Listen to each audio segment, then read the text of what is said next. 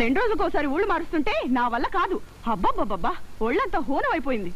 చేతి ఓపిక లేదని చెప్తుంటే శృంగారం ఒకటి. ఇదేవిటి కింద పడిపోయింది? నీ ఉంగరమా? ఉంగరమా?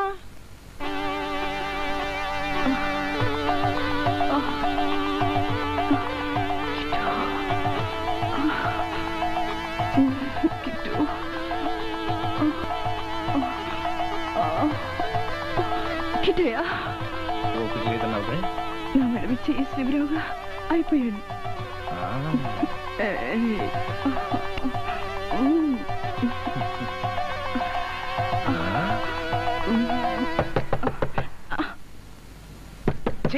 అదే నాకు మండుద్ది.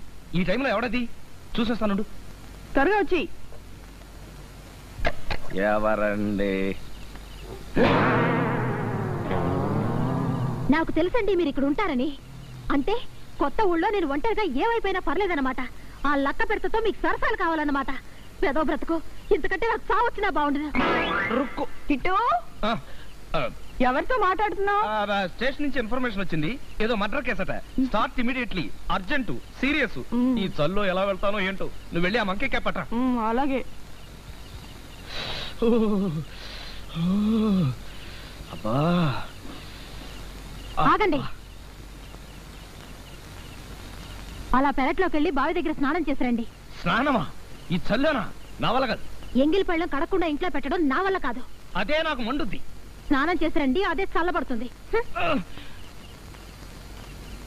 ఏం చేస్తాం?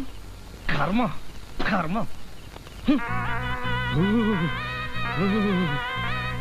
అబ్బా, అమ్మా,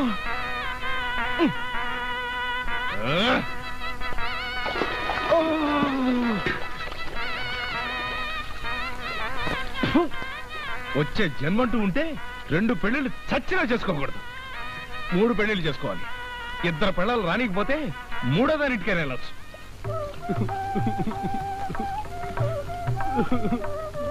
నమస్తే మాధవయ్య గారు. నమస్కారం. రామయ్య, కూర్చో. ఎందుకు మాధవయ్య గారు అలా బాధపడుతున్నారు? ఎందుకు? వ్రతాలు, మొక్కులు, నోములు ఇవన్నీ శాస్త్ర ప్రకారం చేసుకోవాలి. కానీ కుదరకపోతే క్లుప్తంగా ముగించుకోవచ్చని మన శాస్త్రి గారే చెప్పారు. అదేదో చెప్పవే బాబు.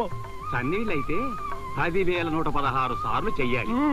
అదే వేడినీళ్ళైతే 5,000 సార్లు చేస్తే చాలట. రక్షించావు. విన్నావటే నా పతివ్రత పెళ్ళమా?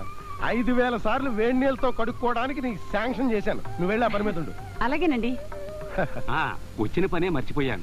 మన కొయ్యలగూడెం తాతబ్బాయి గారు కనిపించారు. మీ అమ్మాయి లలితను చూసుకోవడానికి వస్తున్నామని మీతో చెప్పమన్నారు. అయినా ఇంట్లో మేనర్ గా ఉండగా బయట సంబంధం చూస్తున్నారేమిటి? మా ఆనందగాని ఉద్యోగం వెతుక్కోరా బాబు అంటే వాడు ఎదుక్కోవడం లేదు. చూస్తూ చూస్తూ ఉద్యోగం లేని వాడికి పిల్లనివ్వడం నాకు సుతారం ఇష్టం లేదు. అందుకనే బయట సంబంధం చూస్తున్నాను. అన్నట్టు శాస్త్రి గారు మీతో చెప్పినటువంటి కన్స్ట్రక్షన్ల పూజల విషయం రేపు రాబోయే పంచాయతీ మీటింగ్ లో పెట్టి అందరికి తెలిసేలా చేయాలి. అలాగే. ఏంటి వేడినీళ్ళ పాద పూజ చేసుకో.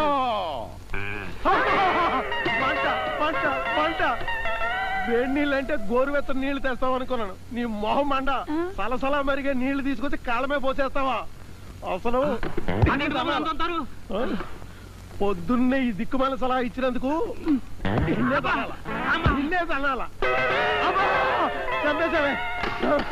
నీకో దండం.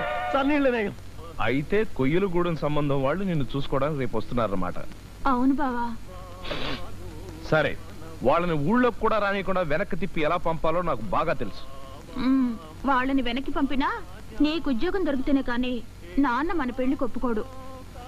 పోనీ ఏదో ఒక ఉద్యోగంలో చేరకూడదు? నీకంతగా ఇష్టం లేకపోతే పెళ్ళయ్యాక మానేయొచ్చు. ఈ ఐడియా కూడా బానే ఉంది. ముందా కొయ్యలగూడెం సంబంధం వాళ్ళని వెనక్కి తిప్పి పంపని, ఆ తర్వాత ఏదైనా ఉద్యోగంలో చేరతాలే. అమ్మయ్యా, ఇప్పుడు నా మనసు కుదుటపడింది. కుదుటపడింది కదా? అయితే ముద్దు వచ్చు కదా. అదేమిటి అలా ఆగిపోయారు? మాధవయ్య గారు, మనం అమెరికాలో ఉన్నావా ఆంధ్రప్రదేశ్ లో ఉన్నావా? అదేమిటి అలా అడిగారు? మరి లేకపోతే ఏమిటండి, పబ్లిక్ గా కౌగిలించుకుని ఎలా నిలబడ్డారో చూడండి.